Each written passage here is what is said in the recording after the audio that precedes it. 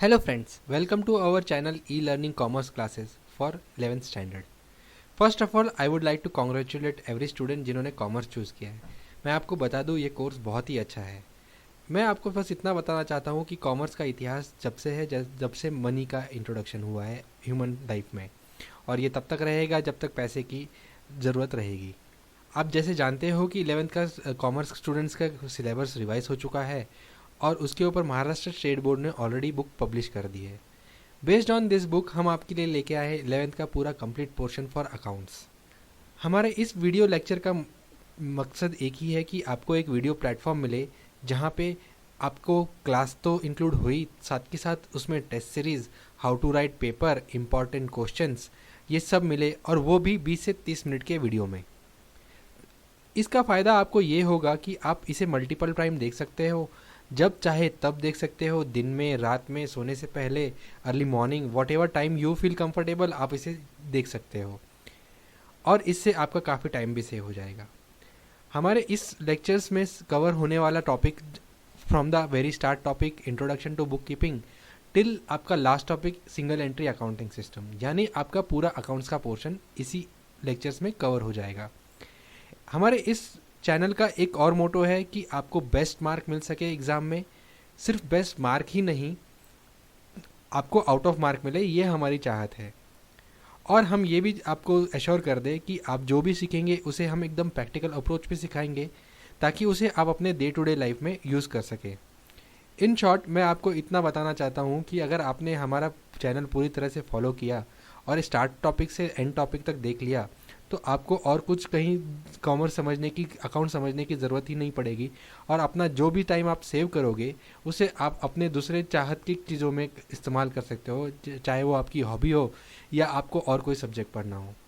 तो चलिए शुरू करते हैं अपने पहले टॉपिक से, जो कि है introduction to book keeping and accountancy. Hello दोस्तों, welcome to our channel E learning commerce classes. आज हम आपके लिए लेके आए हैं introduction of book keeping and accountancy chapter 1 for standard 11 commerce students. चलिए देखते हैं कि ये टॉपिक में क्या क्या है।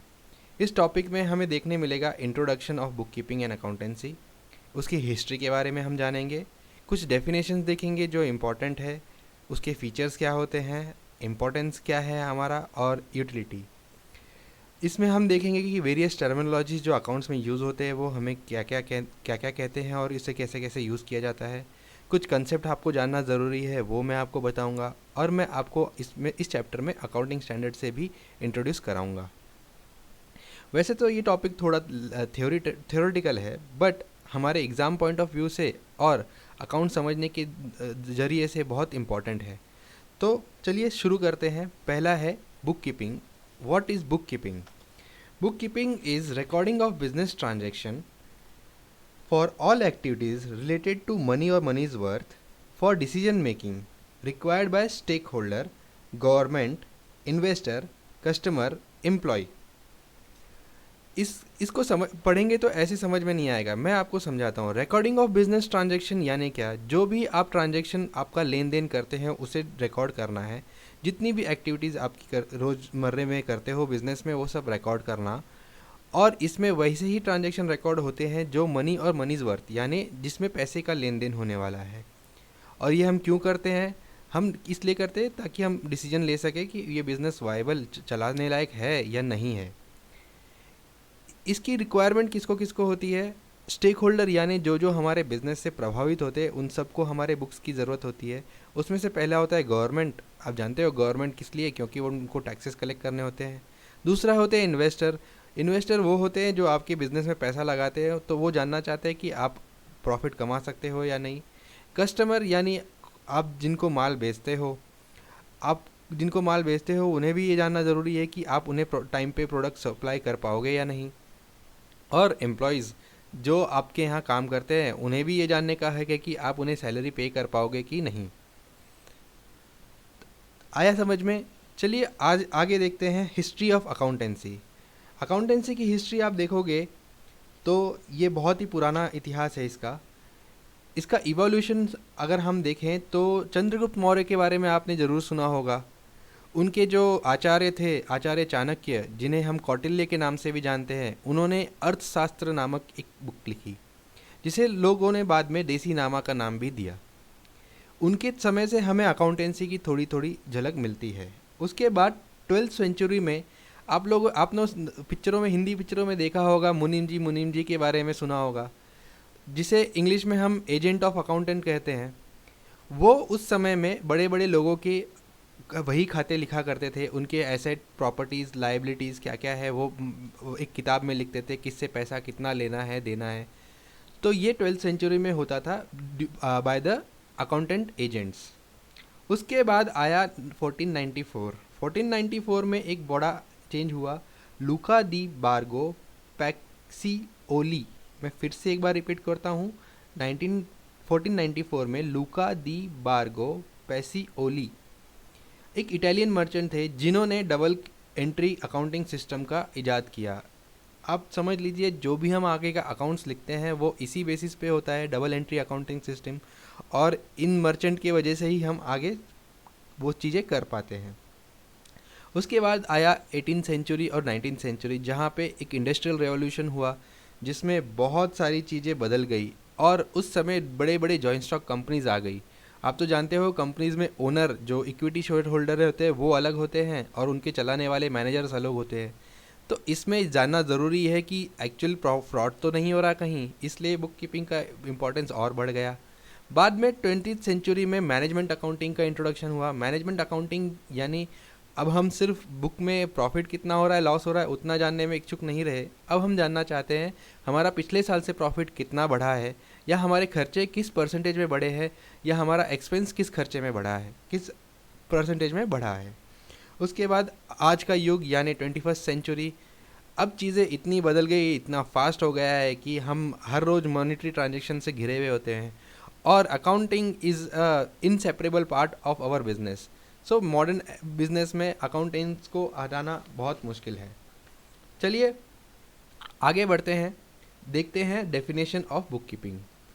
Book keeping means recording of business transaction in book of accounts in systematic way, transaction recorded date wise for accurate business result for year end record. Bookkeeping is an art or science of systematic recording, classifying and summarizing the financial transaction of business for a particular period, generally 1 year.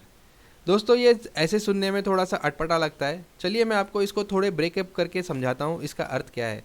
Recording of business transaction यानी मैंने आपको बताया, जो भी transaction business से related है उसे हम अपने बुक्स में लिखते हैं। वो भी इतने सिस्टमैटिक मैनर में होना चाहिए जो कि डेट वाइज हो, ताकि हम समझ सके कि कौन सा ट्रांजैक्शन पहले हुआ, कौन सा बाद में। और इससे हम लिखते समय इतनी एक्यूरेसी से लिखे ताकि हम ये जान सके अपने ईयर एंड में कि हमने किससे कितना लेना है, कितना देना है। Book keeping is art and science. किन्हीं लोगों ने इसे आर्ट कहा है और किन्हीं ने इसे साइंस कहा है। आर्ट क्यों? क्योंकि ये एक बहुत ही नायाब तरीका है अपने बुक्स लिखने का, और साइंस इसलिए क्योंकि साइंस के फॉर्मूले सेम होते हैं ऑल ओवर द वर्ल्ड। इसमें भी वैसा ही है, अकाउंटिंग के भी जो भी फॉर्मूले हैं वो all over the world same होते हैं, इसलिए इसे साइंस भी कहा है।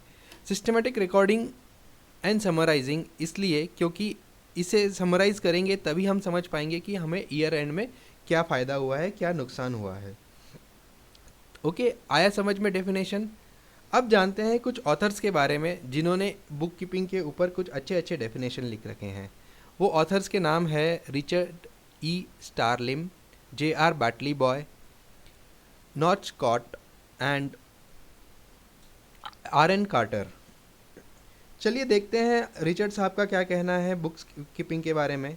वो कहते हैं, the art of analysing and recording business transaction, reporting results of business operations through periodic statement and interpreting such result for purpose of effective control for future operation।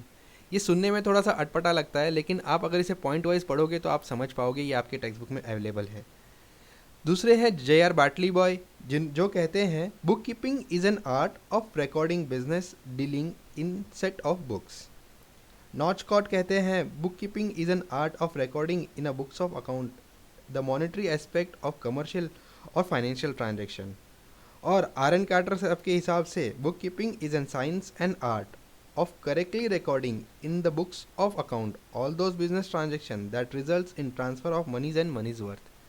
ये सारे डेफिनेशन आप एक बार ज़रूर पढ़ लेना अपने टेक्स्ट बुक से। हो सकता है आपको एग्ज़ाम में किसी डेफिनेशन के बारे में पूछे तो आप इसमें से एक कोई भी डेफिनेशन लिख सकते हो। चलिए आगे बढ़ते हैं, फीचर ऑफ बुक कीपिंग जानते हैं।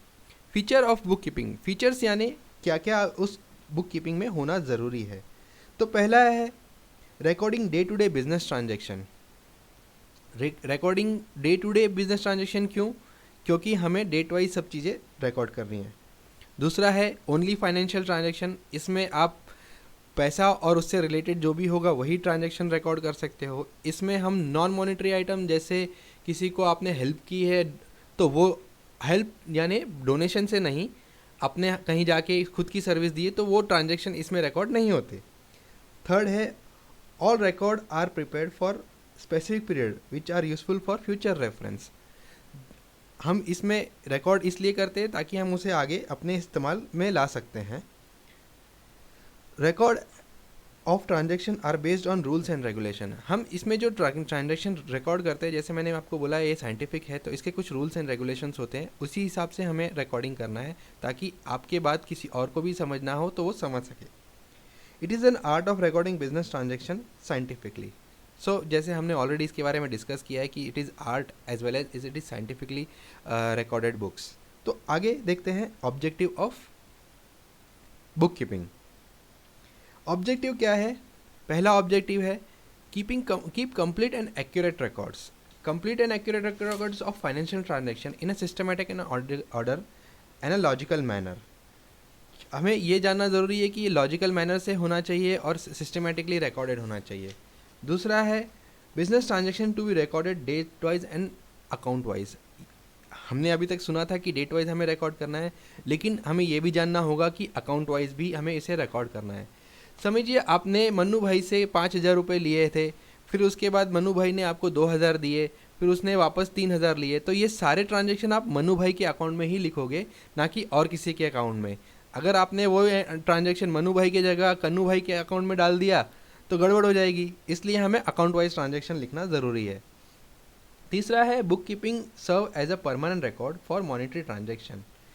ये हमारा एक परमानेंट रिकॉर्ड होता है जो हम सालों साल यूज़ कर सकते हैं।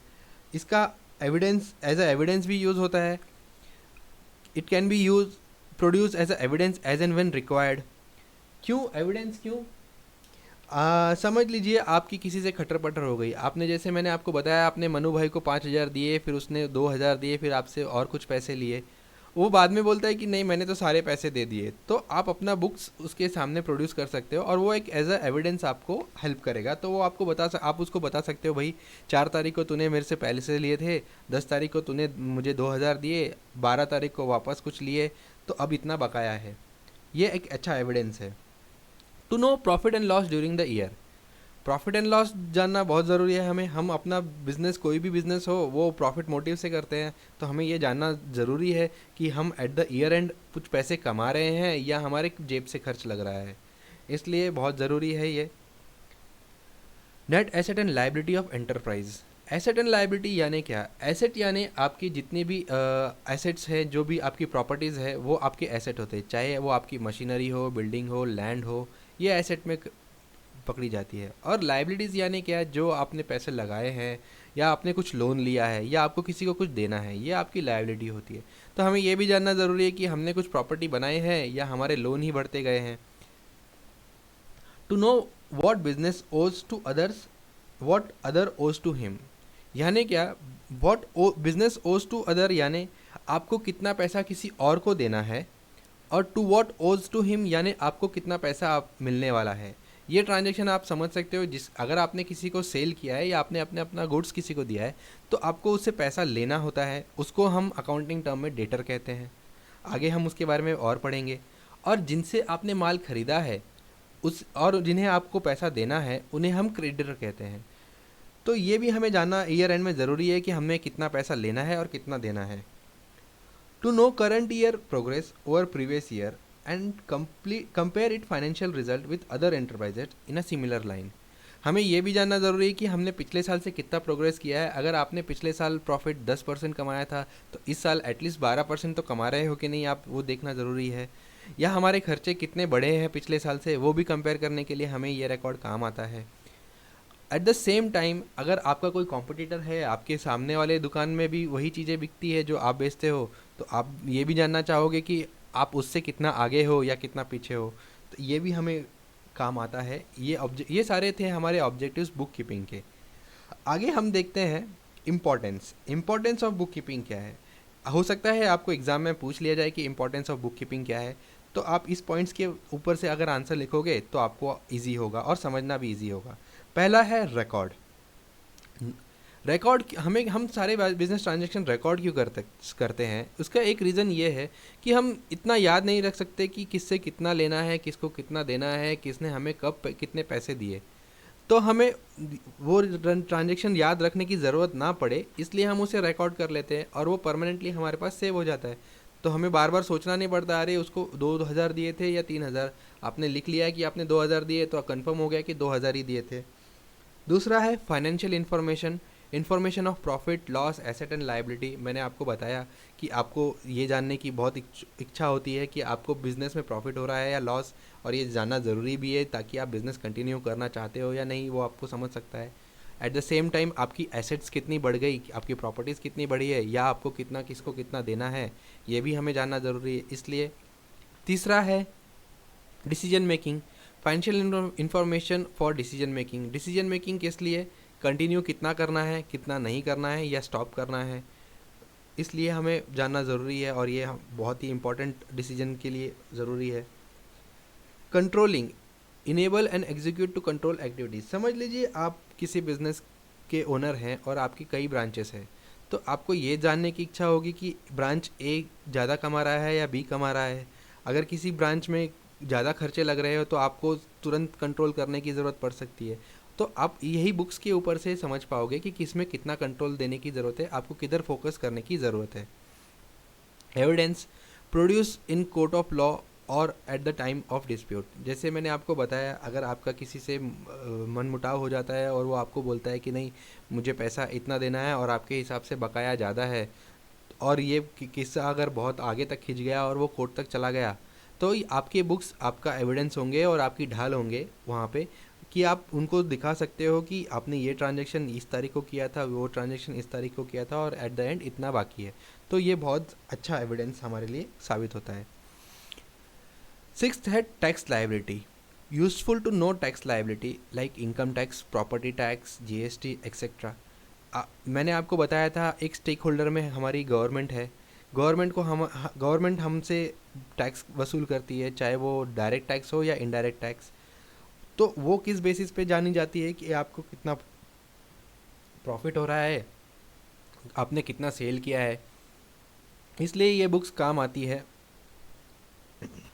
तो आगे देखते हैं इसकी यूटिलिटी यानी क्या, ये किसको किस तरह से काम आती है।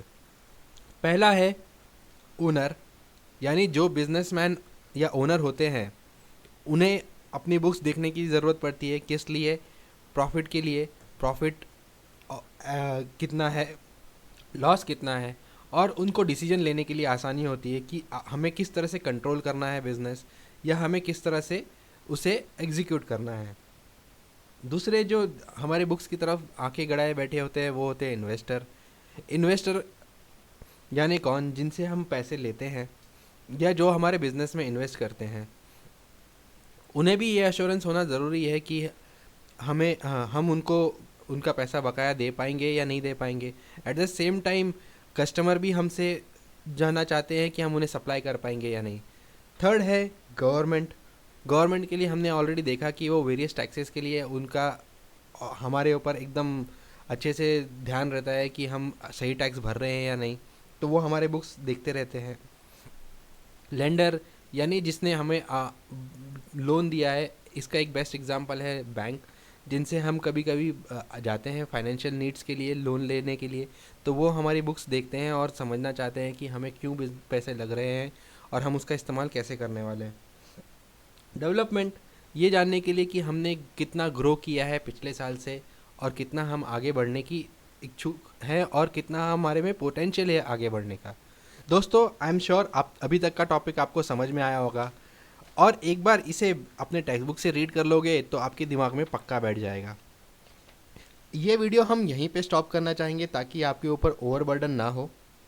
हम अगले टॉपिक जब लाएंगे, जब अपना अपना लेक्चर लाएंगे, तो उसमें हम कवर करेंगे difference between book keeping and accountancy. Accountancy का मतलब क्या होता है, उसकी कैरेक्टरिस्टिक्स, और मैं आपको बताऊंगा कुछ वेरियस टर्मिनोलॉजी जो अकाउंटेंसी में यूज़ होती है, जो हमें पूरे लाइफ काम आने वाली है। उसके बाद हम देखेंगे कुछ कंसेप्ट्स जो हमें बैलेंस शीट और प्रॉफिट एंड लॉस में जो यूज़ होती है, वो देखने के बाद मैं आपको इंट्रोड्यूस कराऊंगा अकाउंटिंग स्टैंडर्ड से। आई होप आप लोगों को ये सब वीडियो समझ में आया होगा, और कहते हैं ना, ज्ञान बांटने से बढ़ता है। तो ये वीडियो आप अपने दोस्तों को ज़रूर शेयर कीजिएगा जो भी आपके साथ ये कोर्स कंटिन्यू कर रहे हैं, ताकि उन्हें भी इसका फ़ायदा हो सके। एट द सेम टाइम मैं आपको ये कहना चाहूँगा कि हमारा वीडियो सब्सक्राइब ज़रूर कर लीजिएगा, ताकि हमारा नेक्स्ट वीडियो जब आए तो आपको ऑलरेडी पता होगा और आप उसे देख के अपना आगे का कोर्स कंटिन्यू कर सकोगे। तब तक के लिए दोस्तों, थैंक यू, बाय बाय।